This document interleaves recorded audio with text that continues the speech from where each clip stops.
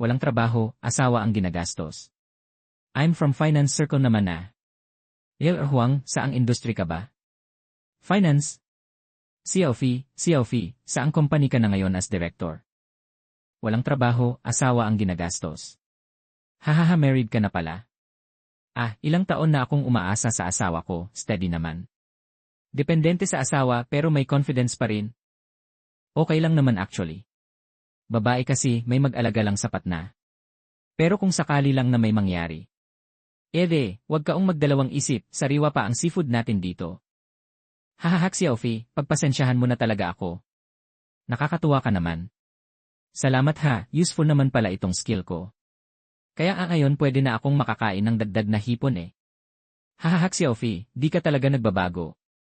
Ano ba ng trabaho ng husband mo? Kung stable ba ang buhay depende rin naman sa tao, hahaha. Di mo ba dadalhin? Gusto rin naming makilala siya. Introduce mo naman. Kung tutuusin, ikaw ang pinaka-mysterious sa amin 10 taon na. Okay lang naman kung di makita, baka kasi magkaiba ng imagine nyo itsura niya. Hahaha, later sarili na lang tayo kumanta. Sige, 10 taon bago magkita-kita ulit. Hahaha, yan ba ang husband mo? Sino po ito? Ang husband ko po si Huang Jiangwo. Huang Jiangwo? Ang pangalan parang kaya ng lolo sa gate ng village. Sobrang common. Xiaofi, ang haba ng hair ng husband mo Hahaha parang sa teleserye na si. Medyo mali ang si vibes. Huwag kayong biro, si Emre Huang di mukhang ordinaryong tao. Siyempre di siya ordinaryo, husband ko to. Hahaha Xiaofi, ang galing mo pa rin magsalita. Hahaha. Usap lang kayo, I'll listen. Xiaofi, swerte mo naman. May nag-aalaga sa'yo, sarap ng buhay. Kayo. Matagal na, siguro naman promoted ka na. I'm now deputy director sa isang financial group. 10 tao sa ilalim ko. Ayun, strong independent woman. Hindi yung iba, asawa lang ang umaasa. Congrats pala sa'yo. Deputy director, ang lakas. Di kaya sa'yo, 10 taon na wala pa ring achievement. Wala talaga akong achievement. Pero may achievement naman ang husband ko. Hahaha. Pero seryoso. Deputy Director, hirap naman nun. Yung title pa lang, ang heavy na. Deputy Director, medyo lower sa Director. Hahaha Xiaofi, toxic ka pa rin sa dila. Hahaha. Kahit anong galing mo sa dila, di naman yan mapupuno ang wallet. Ang wallet ko, kaya niyang gastusin. Huang, okay lang ba mag-usap tungkol sa industry? Finance circle kasi ako. Wag, hindi industry ang usapan. Reunion ito, hindi job interview. Curious lang naman ako. Huang, saang industry ka ba? Finance. Finance? Finance din pala. Coincidence, finance circle din ako, deputy director sa isang group. Ang lakas. Huang, saang company ka? Multinational company. Corporate elite pala. Wag naman, baka overthinking kayo. May levels din naman sa nanay, baka messenger lang yan. Okay nga ang enlance, pero grabe ang competition ngayon. Kung walang skills, di ka tatagal. May skills o wala, kain tayo. Alam ko na. Xiaofi, di ka ba natakot? Takot sa ano? 10 taon kang walang ginawa, asawa lang ang nagpapakain sa'yo. Paano kung di na siya nandyan? Valid naman yung tanong. Kailangan talaga may sarili kang skills. Takot? Siyempre takot. Kaya nga naghahanap ako ng healthy, stable work, magandang income, at may at ili na husband. Ganun, mahirap na siyang mawala. Hahaha Xiaofi, talaga. Grabe, ang sakit ng sinabi mo. Hahaha pero seryoso, Huang Jiangwo, ano ang kotse ang gamit mo? Sa daily commute, dapat convenient di ba? Ordinaryong kotse lang. Huwag kang humble, ipakita mo sa amin. Hindi ba ito yung kinang limited edition luxury car? Oh my God, di ba ito yung 2 years waiting list? Market price 8 million di ba? 8 million? Ngayon 10 million na. Ito. Last month lang binili. Ang red naman sobrang striking, nakaka-blind. Xiaofi, ang yabang mo naman. This is low-key flexing at its finest best. Pero hello, may pera siya doesn't mean ikaw na. Yung pera sa lalaki yan, hindi sa'yo. Totoo naman sinasabi mo. Pero here's the catch, yung pera niya, ako nagagastos. Hahaha. Tulala na si Lulan, binasag ang bibig. Si Ophie, ang sharp ng dila mo grabe. At husband mo, ang galing pala niya. Na, hindi lahat kayang mag-drive niyan. Jiang brother, ang modest mo naman. Hahaha. Car lang yan, no kahit sobrang mahal, pamamasahe pa rin naman. Huang, let's talk business naman. Investments, pera matters. Ano bang ginagawa niya? Wala akong interest, sorry not sorry. Grabe naman ang cold mo. Huang, ang humble mo. I've been sa finance industry for 0 years, let's exchange ideas. Stocks, bonds, or kaya nating pag-usapan. Ay, nosebleed ako. Lulan, talagang academic achiever ka nga, jargon agad ang peg. Di ko gets, ano daw, vegetable roll at cookies. Hahaha Xiaofi, you're killing me. Hahaha, diretsong surrender na. Na, ako na lang ang kain ng kain. Utak nyo na ang bahala sa intelligence matters. Kaya pala wala kang achievement sa buhay, Xiaofi. Yung new energy project na in-invest nyo, inflated ang financial data. Internal debt chain, ready na mag-collapse. In 6 months, lulubog ang group nyo kasama. Impossible. Anong basis mo? I work sa competitor company nyo. Empty claims? You think scare tactic lang to? Isang vice director lang ako, pero foreign company versus local, ang layo ng gap. Bakit ako manakot sa'yo? Alam mo naman sa sarili mo yan. Gusto mo, i-report kita sa media hotline. Let the journalists investigate. Hahaha. Xiaofi pa rin ang Xiaofi, same toxic mouth. Girl, next time magpapogi points ka, check mero kung sino ang kalaban mo. Xiaofi, keep in touch ha. Nga, let's hang out soon. Jiang brother, next time magpaturo naman ako sa'yo. Lobster treat ko sa inyo. Hahaha. Saya ba? Saya. Next time, konting trash talk lang. Huwag kang magpakasent, kung hindi ka nagsalita, hindi ako nakapag-comeback. Hahaha. Mimi. Anong problema, hubby? You're being roasted sa group chat. Hayaan mo sila. Ha? Di ka ba naiinis? Anong inis? Facts are facts. That's hubby's mindset, beshies. Tama kayo. Wala akong talent, okay. Pero ang asawa ko may talent. At yung pera niya, ako nagagastos. Hahaha. Sige, papunta na ako. May company matter. Someone wants a meeting. Competitor company. Mabilis ang action. Di kaya si Lulan to. Hahaha. Ano? Wala lang. Just feel na simula pa lang ng drama. Hahaha. Huwag kang mag-alala, Xiaofi mom. Natawa lang talaga ako. Anong ginagawa ni wifey? Nagbrush ng fur ni Kitty. Kumain ka na ba? Hindi pa, hinihintay kita. Mamaya ako uwi. Mauna ka na kumain.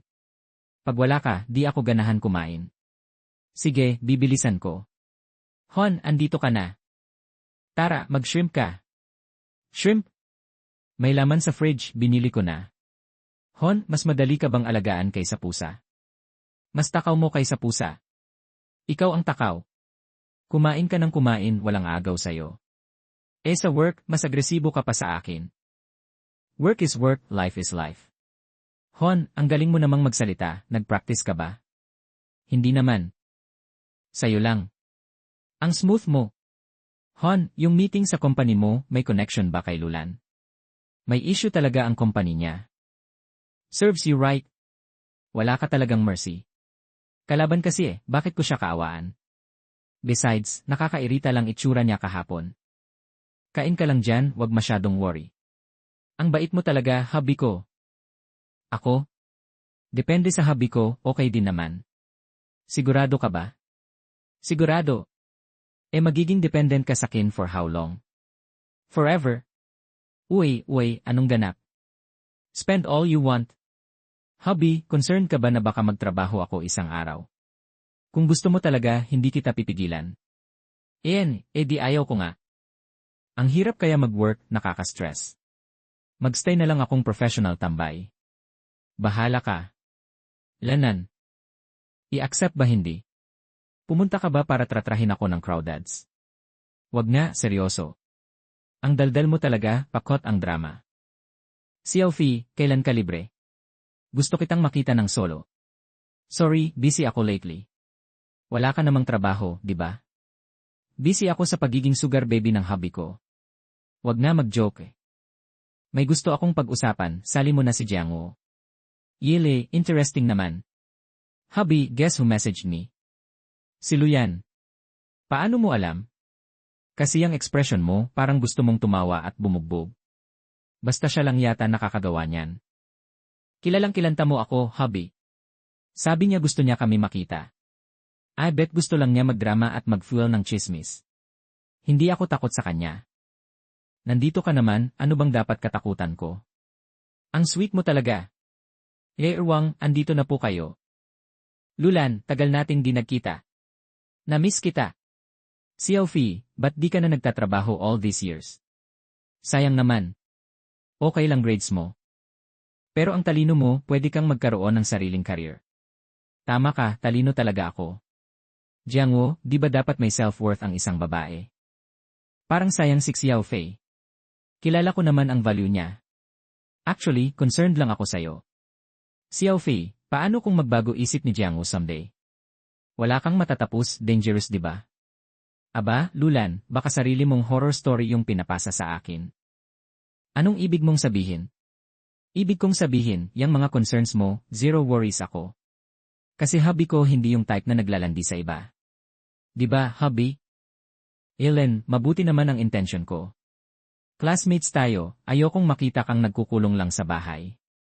Uy, naintindihan ko dahil sa sinabi mo. Good. Selosa ka lang sakin, no? Naiintindihan ko naman, ang hirap kaya ng work mo, puyat every night.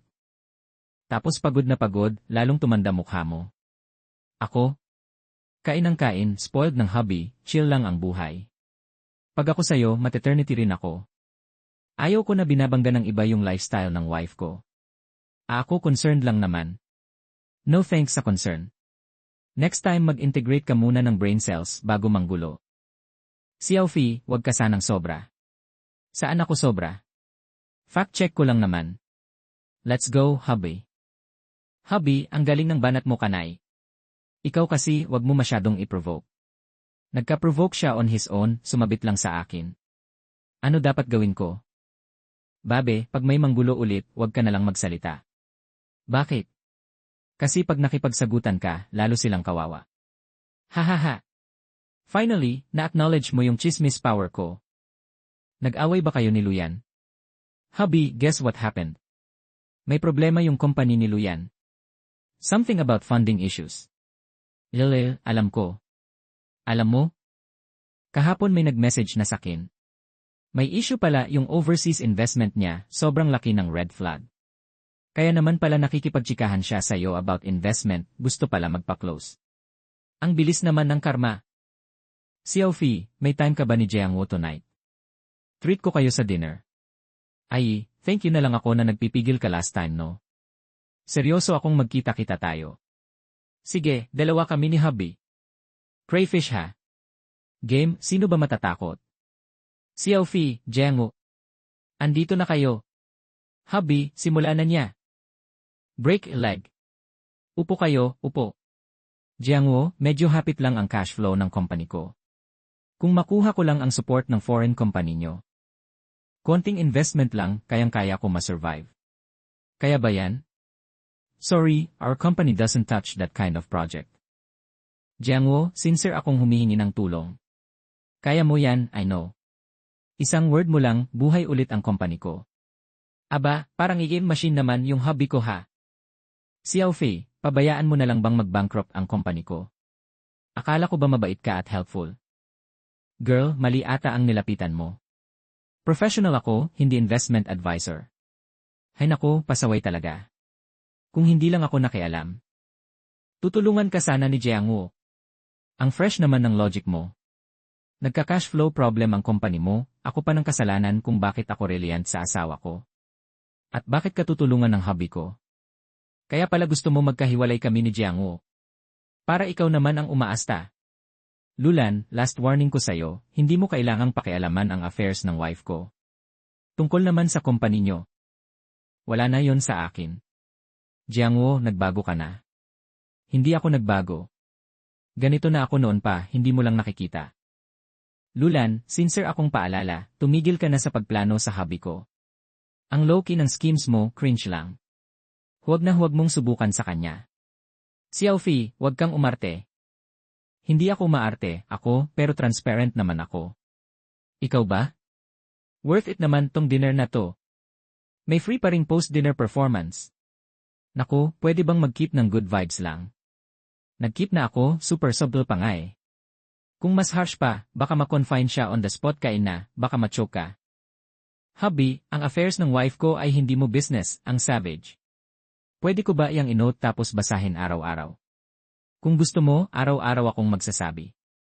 Neil. Kahapon pa lang financial girl boss. Ngayon, trending sa financial news ang kanyang disaster. Hahaha. Xiaofi, busy ba si hubby mo lately? Baka may connection din sa issue na yon? Excuse me, legit foreign exec ang hubby ko. Bakit siya mahahalo sa ganyang shady financing? Hahaha. Lulang talaga, grabe. Kung kaunti lang ang superiority complex at pagiging manipulative, baka may tumulong pa sa'yo ngayon. Pero ngayon, pati classmates mo ayaw na mag-approve. Sige na, baka may chismis ka lang. Xiaofi, swerte mo naman. Nga, tingnan mo si Lulan, ang laki ng negosyo, tapos one night lang, poof. Wala na. Ako naman, wala lang masyadong talent. Professional lang. Xiaofi, 0 years na kayo ni Boss Huang, pero parang honeymoon phase pa rin. Baka dahil kapal ng mukha ko, hindi siya nagsasawa. Hahaha. Sa huli, happiness pa rin ang pinaka-importante. Akala namin si Lulan ang tunay na winner. Pero, surprise. Medyo nakakashock no? Hindi ko kailangang gumawa ng paraan. Time will tell at karma will handle it hubby. Ano kaya ang nararamdaman ni Lulan ngayon? Hindi na dapat iyon ang concern mo. Right. Ang fall niya at happiness ko, totally unrelated. Little lad, just continue being yourself. Exactly. Sinong nagsabing hindi pwedeng manalo ang isang chill na tao? At least, comfortably akong nakahiga, at may nag-spoil pa sa akin. Haha. Ma'am, heto ang healthy breakfast nyo. Yutiao at soy milk lang ang gusto ko. Ayoko ng healthy meal. Kailan mo to binili nang hindi ako sinasabihan? Kilala kita eh. Ang galing mo talaga maglambing sa asawa mo. Hon, tingin mo magre-regret siya. Ang pinakasana magregret niya ay sobrang kampante niya sa sarili niya. Xiaofi, reunion next month, pupunta ka ha? Reunion ulit? Bakit sobrang hilig niyong makisama sa crowd? Hahaha, hindi nga, ibang-iba ito. Sabi kasi ng lahat, ikaw at Boss Huang ang tunay na relationship goals. Pwede ba, umasta kang casual naman? Kapag nakasuot ka ng ganyan, parang nakakita sila ng boss, kinakabahan na agad. Sige na sige, kailangan ganito ang suot para alam nila na yupay, kaya kita buhayin. I'll be the prince you've lost in the past. Ang galing mo naman magsalita. Ay, Xiaofi, Boss Huang, andito na kayo. Upo kayo, upo. Kayo na lang hinihintay namin. Xiaofi, ang ganda ng sweater mo. Anong brand? Nakita ko kasing katulad nito sa mall, thousands ang halaga. Hindi ko binili kasi mahal eh. Wala akong ideya, asawa ko ang bumili nito. Ang bait talaga ni Boss Huang kay Xiaofei. Hindi tulad ng asawa ko, kahit birthday ko kalimutan niya. Tagal mo naman, mainit pa yan. Tingnan niyo tong asawa, kumikita pa, maalaga pa. Xiaofi, swerte mo talaga. Dati naiisip ko na sayang hindi ka nagtatrabaho, pero ngayon alam ko na, ikaw ang tunay na tumama sa loto ng buhay. Hahaha. Grabe, si Boss Huang mismo ang nagpapaalat ng hipon para sa'yo. Ang asawa ko, sariling hipon di pa niya kayang mag-isa. Bakit sobrang laki ng gap ng tao, no? Luyan, bakit andito ka? Hindi ka ba nakatanggap ng message ko? Na-meet ko si Wang Lei sa baba, sabi niya andito kayo, so umakyat lang ako para mangamusta. Ibig sabihin, yung lalaking umaasa sa babae dati, ngayon. Bakit ka nakatayo? Upo ka. Fresh pa yung crayfish, mainit pa. Xiaofi, bakit ayaw mong umupo? Natatakot kang may lason ba yung hipon? Medyo malamig, baka magkasakit ka. Kumusta na yung kumpanya mo? Concerned ka pa rin ba? Hindi naman concerned, curious lang. Dati kasi ikaw ang top sa class natin. Akala ko makakabangon ka pa. Wala na, imposible na. May solid evidence ng illegal financing, nawala ang kumpanya, at nagkautang pa ako ng malaki. Na-auction na lahat ng bahay at kotse ko. Nakatira na lang ako ngayon sa isang old village.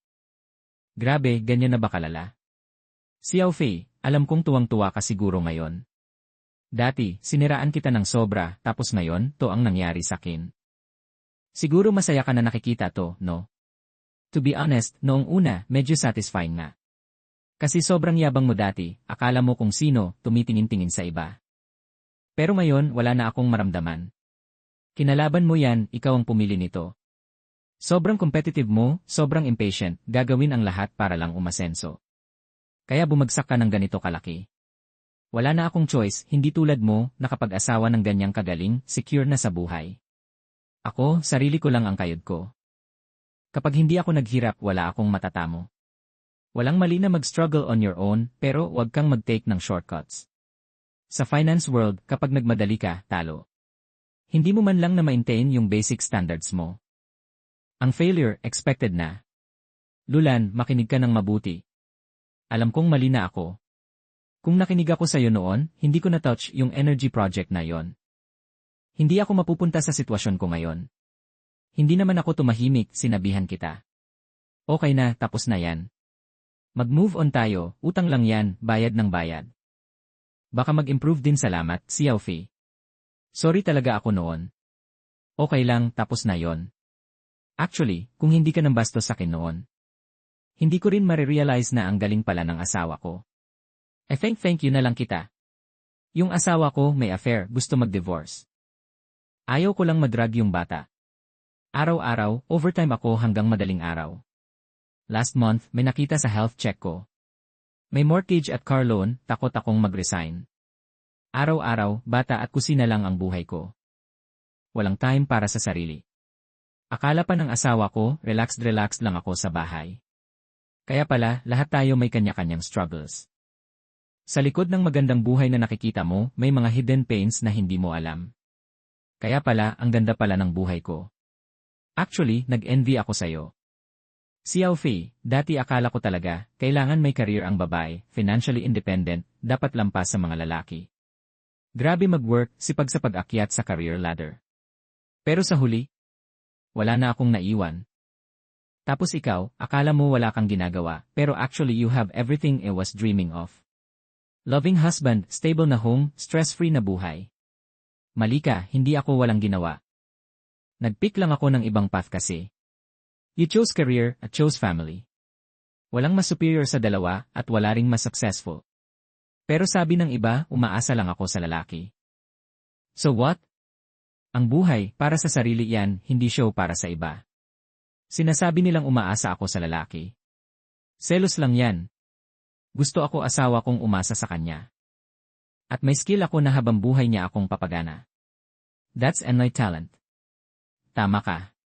Blessing na pwede mo akong pag-uran habang buhay. Sakto si Xiao Fei. Happiness is not for display, it's something you feel. Na, puro compare dati ako.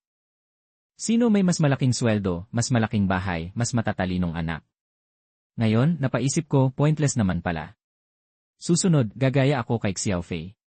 Chill lang, enlighten ang buhay. Becoming happy lang. Salamat Xiao Fei, nagising mo ako. Dati kasi, pilit ko patunayan sa lahat, tapos dead end ang datingan ko. From now on, I let go ko na ang past. Fresh start ulit. Bye. Masaya ka ba ngayon? Okay naman. Na-realize ko lang, everyone's struggling in their own way. May kanya-kanya tayong journey. Hobby. Kung habang buhay akong umaasa sa'yo, magsasawa ka ba? Hindi. I want you dependent on me forever. Seryoso.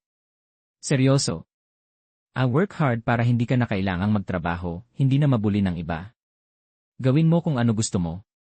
As long as you're happy, I'm happy. Ang bait mo talaga, hubby. Your daily wife. Sino pa ba dapat kung hindi ikaw? This is what peaceful life means. Sabi ng iba, pointless ang buhay ng slacker. Pero for me, may happiness din ang mga slacker. Di kailangan ng grand gestures o fame. Basta may mahal sa'yo, warm na home, 3 meals a day, safe throughout the seasons. That's enough. Kain na, fresh from the pot. Mainit ha. Ang sarap. Hubby, mas masarap yung wonton mo kaysa sa labas. Tuloy ko lang being a slacker, umaasa sa husband ko. Chill at happy habang buhay.